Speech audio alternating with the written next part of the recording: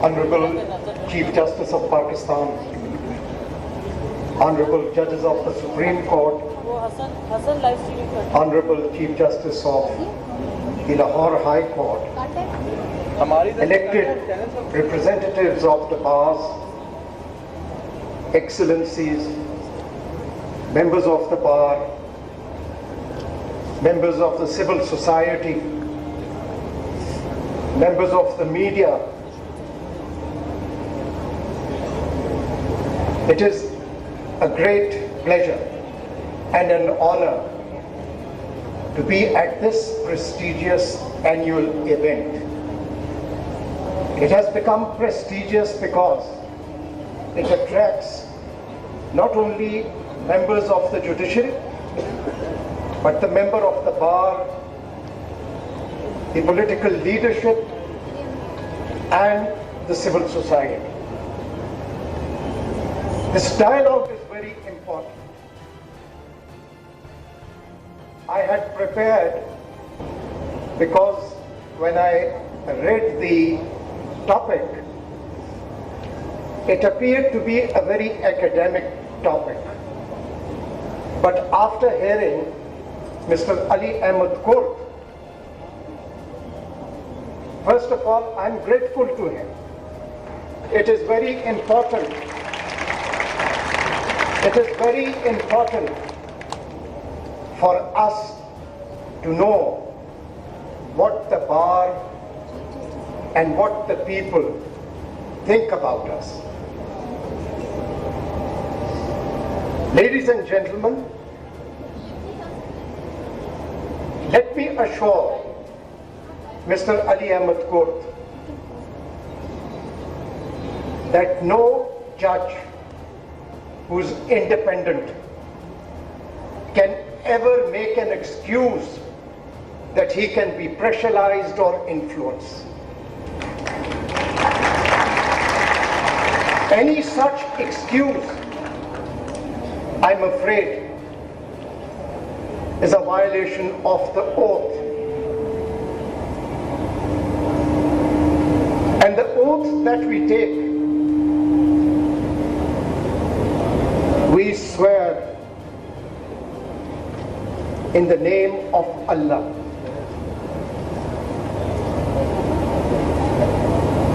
Mr. Ali Ahmed Kurt, what he said, and unfortunately it reminded me of an incident, and that would probably highlight the dilemma not just of the judiciary but of the other institutions as well. It was 26th of January 2000, and I was a lawyer, and I wasn't enrolled, I was a lawyer of the Supreme Court. I took up the newspaper in the morning and it said that the judges will be administered oath under PCO. I was quite shocked. And my driver had not come. I took the car and went to the Supreme Court. There was an eerie silence there. I kept asking people where were the judges. And they took me to a foyer. And in the middle of the foyer was a gentleman by the name of Bhutto who was the additional registrar. And I had a handwritten petition. From a corridor, I heard loud laughter,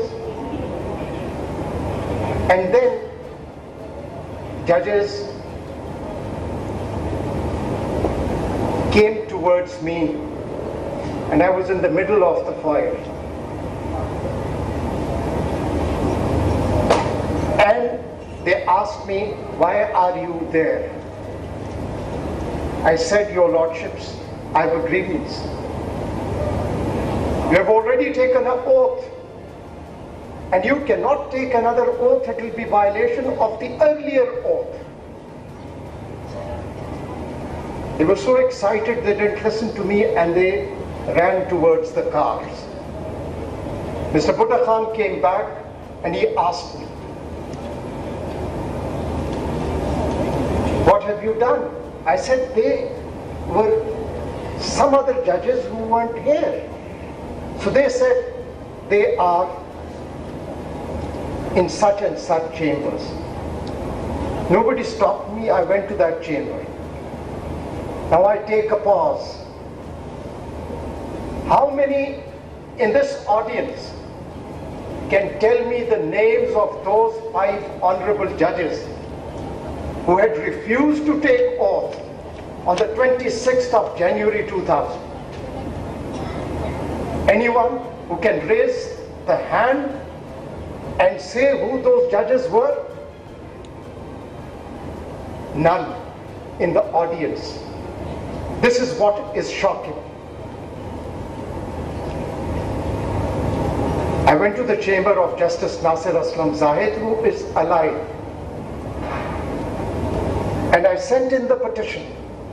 The person came back and he said, "They've asked me to inform you to give it in the office of the registrar." I requested for a hearing, and I was given an audience. And 5 most honorable judges, 2 of whom would have been the Chief Justices of Pakistan, Justice Wajiuddin Ahmed and late Justice Kamal Mansoor Alam. Justice Khalilur Rahman was also there, and Justice late Mamoon Qazi. They asked me, "Young man, what do you want?" I said, "Your Lordships, I have a grievance. Before the petition is heard, I want a restraining order." It was my right to have taken that petition. But 7 years after that, I'll again give it a pause. I'm sorry, Mr. Ali Ahmed Kaur. You started this, so I thought I'll change my speech.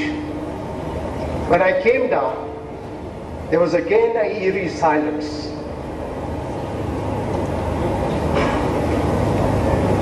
The authoritarian rule was at its peak. There was only 2 lawyers in the bar room when I came out, and I wouldn't like to name them. I sat in the car, went to my office. I thought the civil society will come out. I thought that there will be resistance. I request you to take up the newspapers of 27th of January 2000.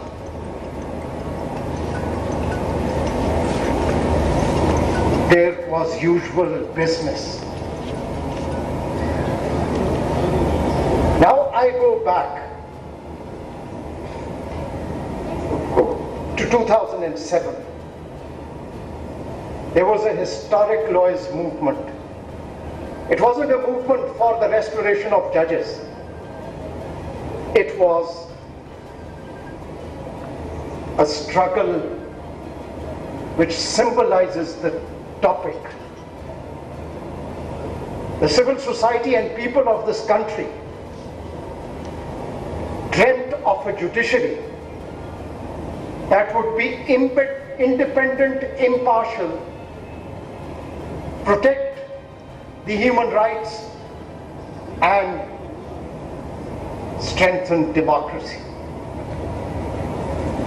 That was the historic movement led by the lawyers.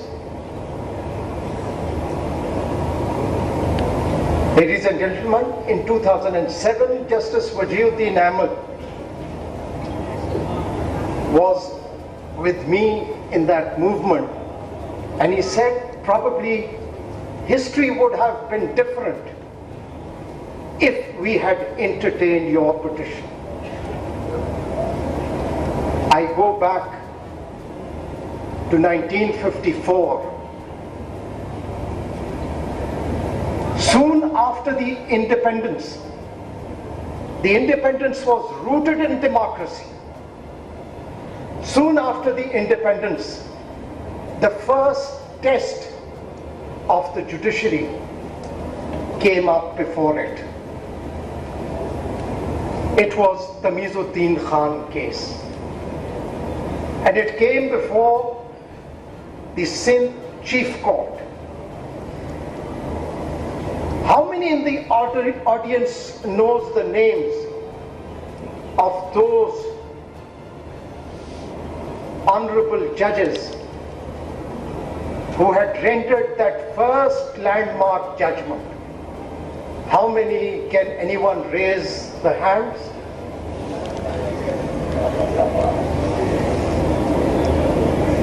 It was, again, you see, nobody knows. Nobody knows, the civil society does not know. That was the first test, and the judiciary should be proud of that.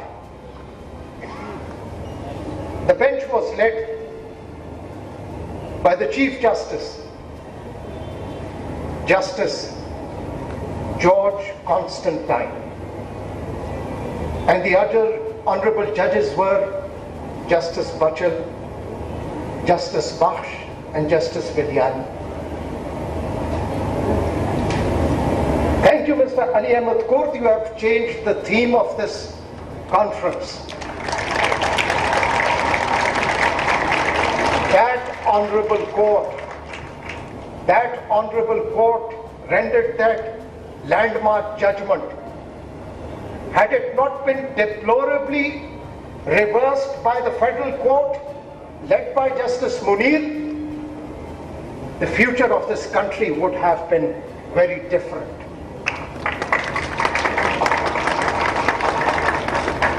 That is from where democracy was derailed. Democracy was destroyed. And I, as the Chief Justice, cannot blame anyone.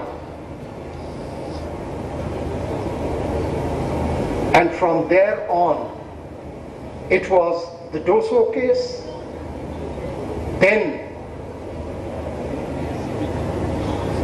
the other case, Mohtarma Nusrat Bhutto's case, then Zafar Ali Shah case. All those judgments are part of history now. We can't erase them from the history. These judgments were responsible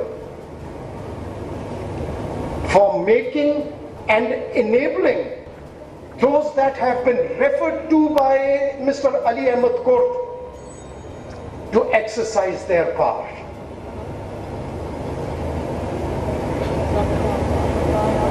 What can be more regrettable for an institution that an elected Prime Minister, an honorable judge of that bench, conceded that he was hanged because there was pressure.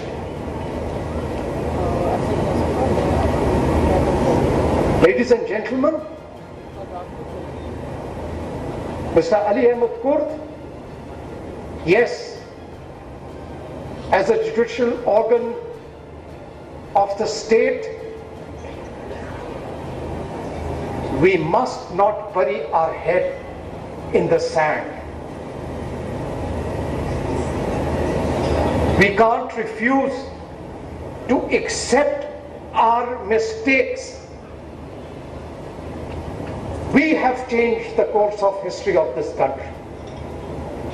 The authoritarian rules, half of the life of Pakistan's existence is based on authoritarian rules. Regressive governments have destroyed fundamental rights and suppressed freedoms. But this struggle cannot be taken up by the judiciary on its own. The other players are equally important. It reminds me of the Bill of Rights of the Massachusetts Constitution of 1780. And in that, John Adams had identified the two most important rights: the right to have access to an independent court and free press. But when I say free press, it has to be an independent, free press and media, not controlled by proprietors having vested interests. This is the advantage of speaking the truth, Ali Ahmed Court, that you have at least started the dialogue. Yes, we all are responsible.